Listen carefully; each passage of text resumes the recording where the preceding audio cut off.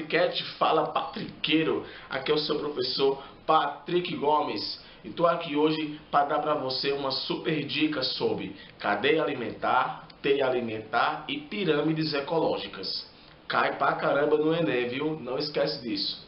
Primeira coisa que você deve saber é o seguinte: existem organismos autotróficos e organismos heterotróficos. Veja só, organismos autotróficos são aqueles que têm a capacidade de produzir a sua própria matéria orgânica. Mas que matéria orgânica é essa? O seu açúcar, o seu carboidrato. Ou seja, os organismos autotróficos produzem o seu próprio açúcar, produzem a sua própria matéria orgânica que vai ser usada para a respiração celular.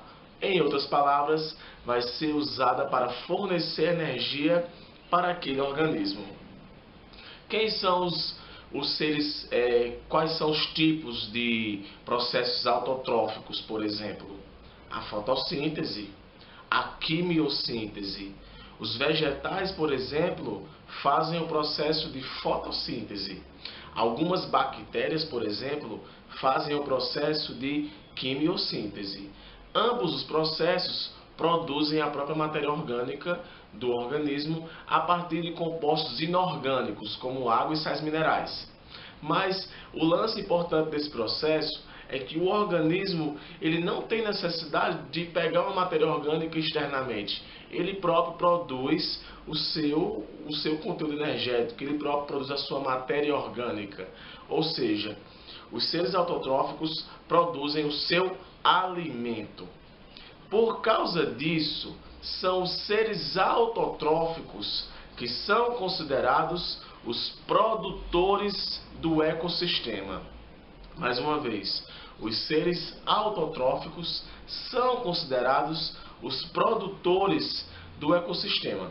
Por quê? Porque os consumidores, que por sua vez são herbívoros, e os herbívoros por sua vez vão servir de alimento para os carnívoros, esses organismos não são autotróficos, são heterotróficos, ou seja, não tem a capacidade de produzir seu próprio alimento e tem que se adquirir de matéria orgânica externamente. No caso, se alimentando ou de um organismo que comeu um vegetal ou se alimentando de um organismo como vegetal, que já tem lá a sua matéria orgânica que ele mesmo produziu. O nome disso, o nome dessa transferência de carboidrato, o nome dessa transferência de energia é chamado de cadeia alimentar. Então, pessoal, a cadeia alimentar justamente vai estar presente em qualquer ecossistema. Todo mundo está dentro de uma cadeia alimentar. Agora, basta você saber algumas dicas importantes sobre a cadeia alimentar. E depois uma dica muito importante sobre pirâmide ecológica.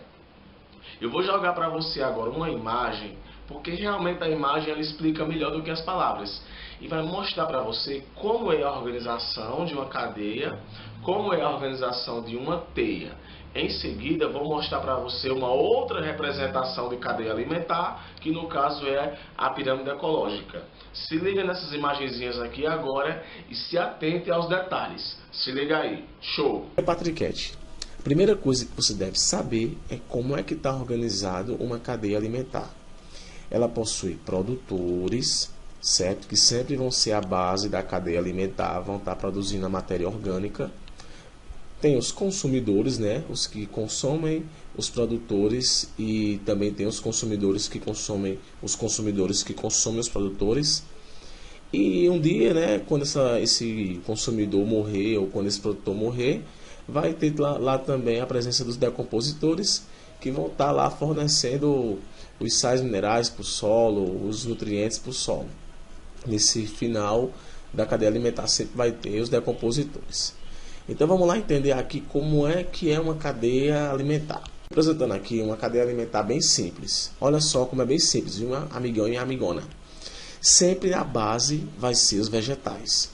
E a partir daqui vão ser todos os consumidores. E vamos reportar que é esse aqui do meio. Olha só, um vegetal, um consumidor primário um consumidor secundário e um consumidor ternário. O consumidor primário come a planta, o consumidor secundário, que é o sapo, come o inseto, e o consumidor ternário, que é a águia, come o sapo. Beleza. Eu tenho aqui primeiro nível trófico, planta, inseto. Segundo nível trófico, inseto, sapo. Terceiro nível trófico, sapo, águia. Então aqui, galera, acho que não tem nem o que você se confundir. A cadeia alimentar, ela é isso, ela é essa sequência de alimentações de um organismo para o outro, de um organismo para o outro.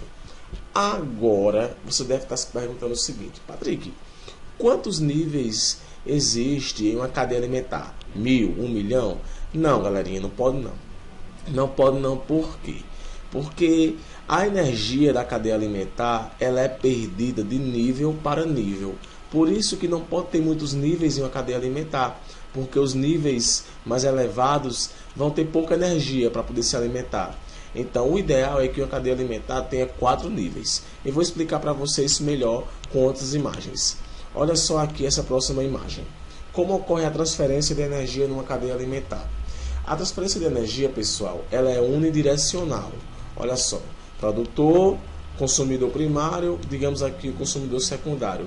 Essa transferência de energia aqui, ela é unidirecional. E outra coisa, a energia ela vai diminuindo de nível para nível. Nunca esqueça disso. A energia vai diminuindo de nível para nível. Aí você deve estar se perguntando: por que a energia vai diminuindo de nível para nível? Isso acontece porque o próprio organismo, pessoal, ele também necessita, o próprio organismo, no caso, o herbívoro, ele também necessita da energia que ele se alimenta. Então, olha aqui, quando o herbívoro, que está aqui bem bonitinho, come vegetal, 90% dessa energia aqui que ele comeu, ele utiliza para o crescimento, para a respiração, sai nas fezes, sai na urina. Muita energia é perdida através do calor. Aí você deve estar se perguntando também: sim, mas quanto de energia fica disponível para um possível consumidor? O ideal é 10%. 10% de energia vai acabar sendo disponível para esse consumidor aqui. Então, nunca esqueça disso. A energia da cadeia alimentar, ela é transferida de um nível a outro nível e ela vai diminuindo. Nunca esqueça disso. A energia ela vai diminuindo de nível para nível. Se perguntar para você o porquê que vai diminuindo, você tem que lembrar que é porque o organismo que comeu o vegetal, ele consome também energia. Até porque também o próprio consumidor primário, se aqui não fosse um leão, fosse, sei lá, um outro consumidor, ele também ia perder muita energia. Para se um outro consumidor fosse comer ele, também não iria adquirir uma quantidade total de energia. Também adquiria também mais ou menos 10% da quantidade de energia que ele tivesse disponível. Olha só, no caso de uma teia alimentar, já vai existir várias cadeias alimentares interligadas entre si. Aqui é só para mostrar para você isso. Várias cadeias alimentares que se interligam entre si é o que chamamos de teia alimentar. Na realidade, o que se existe muito é a teia alimentar. Um organismo ele pode ser fonte de energia para diferentes outros organismos, mas sempre a base de uma cadeia alimentar vai ser os produtores.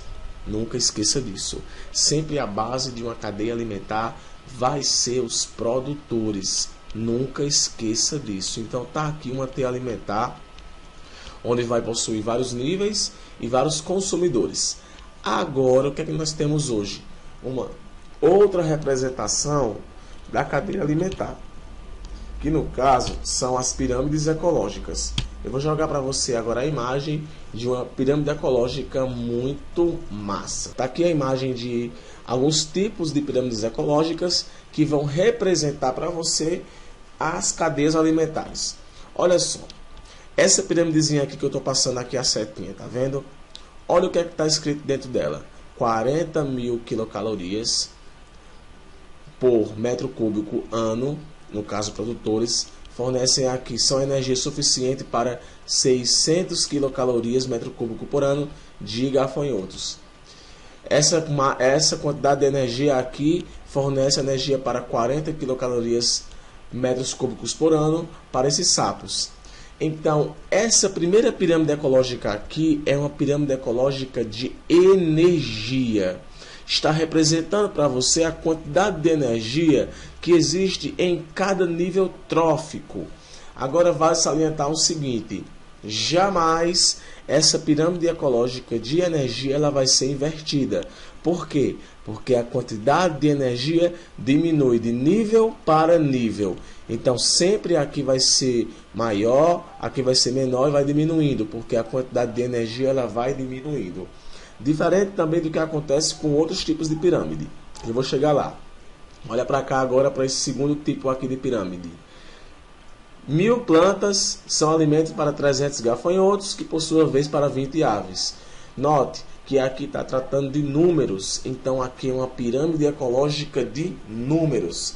Mas diferente de uma pirâmide ecológica de energia, a pirâmide de número ela pode ser invertida.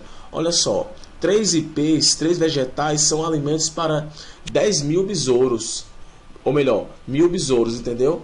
1000 besouros são alimentos para 20 aves. Então, pessoal, a pirâmide ecológica de número ela pode vir invertida. E, por fim, a pirâmide ecológica de biomassa ou de massa, que também está representando para você uma forma de cadeia alimentar constando a quantidade de massa em cada nível trófico. Então, aqui temos 10.000 gramas metro cúbico, fornece energia para 1.000 gramas metro cúbico, olha aqui, ó, 1.000 gramas metro cúbico para gafanhotos, depois para sapos, depois para águias. Ela vai diminuindo, sendo que existe um caso específico, que no caso é as cadeias alimentares aquáticas, onde pode existir pirâmides ecológicas de biomassas invertidas. Então, pessoal, pirâmide ecológica é só uma outra representação das cadeias alimentares. Cara, só basta você olhar para as informações que tem dentro, não tem muito pepino não.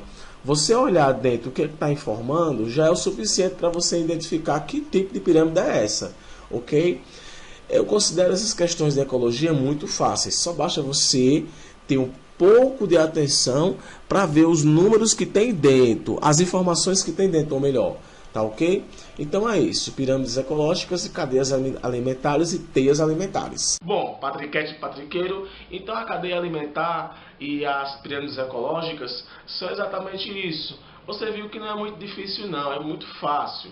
Só basta você sempre se ligar à questão dos consumidores, se ligar à questão dos níveis, na questão também das pirâmides ecológicas, você se atentar aos detalhes que aquela pirâmide está informando, que eu acho que tenho certeza que você não vai ter problema em nenhuma prova.